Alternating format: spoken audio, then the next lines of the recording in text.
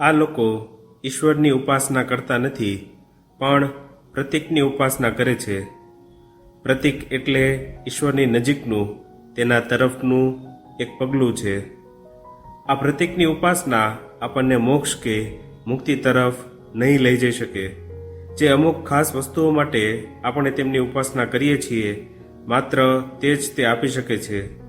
દાખલા તરીકે કોઈ માણસ તેના પિતૃઓની કે મૃત મિત્રોની ઉપાસના કરે તો તેનાથી તેને કેટલીક શક્તિ મળે, અગર કેટલીક માહિતી મળે. ઉપાસના દ્વારા આમાંથી જે ચોક્કસ ફળ મળે તેનું નામ વિદ્યા.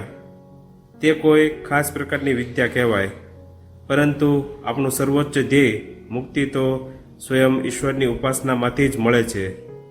કેટલાક પ્રાચ્ય વિદ્યા વિશારદો વેદ વિશે ચર્ચા કરતા એમ કહે છે કે સગુણ ઈશ્વર પણ એક પ્રતીક છે.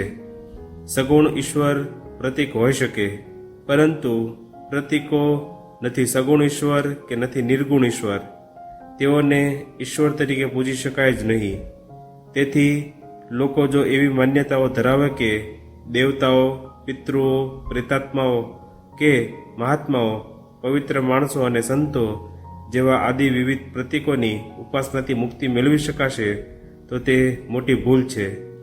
વધુમાં વધુ તેઓ કોઈક શક્તિ મેળવી શકે. ઈશ્વર એક જ આપણને બંધન મુક્ત કરી શકે છે. બેશક આ કારણે તે પ્રતીકો તિરસ્કાર પાત્ર બનતા નથી.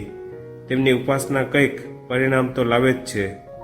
જે માણસને કોઈ ઉચ્ચ જ્ઞાન નથી, તેને આ પ્રતીક ઉપાસના દ્વારા કંઈક શક્તિ, કંઈક આનંદ મળે છે. લાંબા ગાળાના અનુભવ પછી જ્યારે તે મુક્તિ માટે લાયક થશે, ત્યારે તે પ્રતીકોને પોતાની મેળે છોડી દેવાનો છે.